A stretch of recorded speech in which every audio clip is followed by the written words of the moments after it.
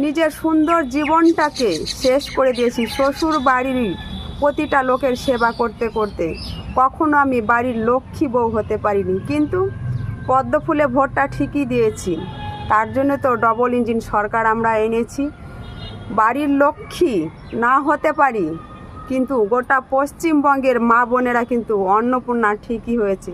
তার জন্যই তো ডবল ইঞ্জিন সরকার মাসে মাসে আমাদেরকে 3,000 করে টাকা ঠিকই দিচ্ছে।